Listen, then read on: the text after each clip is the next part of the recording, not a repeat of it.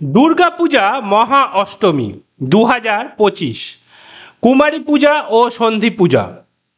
শুভ মহা অষ্টমী। দুর্গাপূজার সবচেয়ে গুরুত্বপূর্ণ দিনগুলোর একটি হলো মহা অষ্টমী।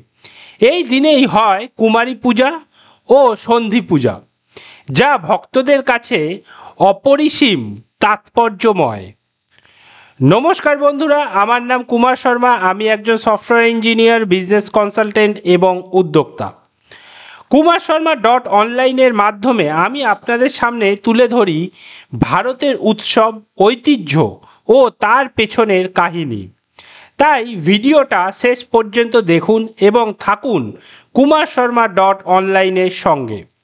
আজকের ভিডিওতে আমরা জানব মহা অষ্টমীর তাৎপর্য, কুমারী পূজা ও সন্ধি পূজার আচার।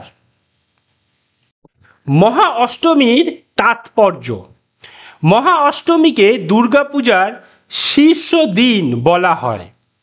দেবী মহিষাসুর বধের জন্য এই দিনেই শক্তিরূপে প্রকাশিত হন। ভক্তরা বিশ্বাস করেন মহা অষ্টমীতে দেবীকে সঠিকভাবে পূজা করলে জীবনের দুঃখ কষ্ট দূর হয়। সকালে অঞ্জলি দেওয়ার জন্য ভক্তদের ভিড় পূজা মণ্ডপে উপচে পড়ে।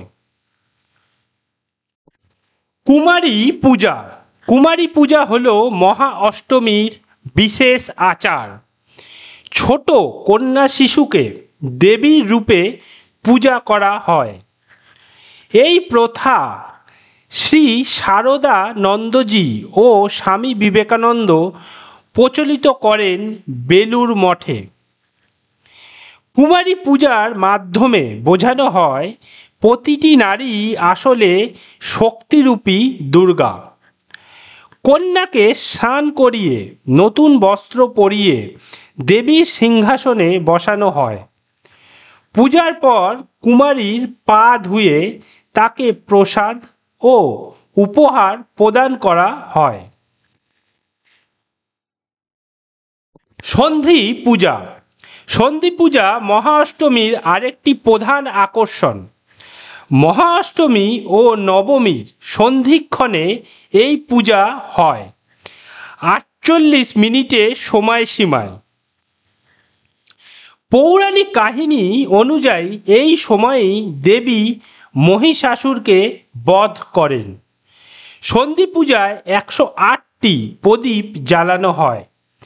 ভক্তরা ঢাকের তালে ধুনুচি নাচ করেন। মণ্ডপে ভক্তিমূলক আবহ সৃষ্টি হয়। এটি আসলে দেবীর বিজয়ের প্রতীক। আচার ও ভক্তি। মহা অষ্টমীতে ভক্তরা অঞ্জলি দেন, উপবাস করেন এবং দেবীর কাছে প্রার্থনা করেন। অনেকে ব্রত পালন করেন দেবীর আশীর্বাদ লাভের জন্য। কুমারী পূজা ও সন্ধি পূজা এই দিনে ভক্তদের আবেগকে আরো গভীর করে তোলে। সাংস্কৃতিক রূপ। মহা অষ্টমীর দিনে মণ্ডপগুলোতে থাকে অতিরিক্ত ভিড়। পাড়ায় পাড়ায় হয় ধুনুচি নাচের প্রতিযোগিতা, সাংস্কৃতিক অনুষ্ঠান ও ভক্তিমূলক গান। আলোকসজ্জা ও সাজসজ্জায় মহা অষ্টমী যেন পূজার প্রাণকেন্দ্র। মহা অষ্টমী মানেই শক্তির আরাধনা, ভক্তির উচ্ছ্বাস আর দেবীর বিজয়ের বার্তা। কুমারী পূজা আর সন্ধি পূজার মাধ্যমে আমরা উপলব্ধি করি নারীর শক্তি ও দেবীর মাহাত্ম্য। আপনাদের সবার জন্য রইল মহা অষ্টমীর শুভেচ্ছা। বন্ধুরা, আজকের ভিডিও এখানে শেষ করছি।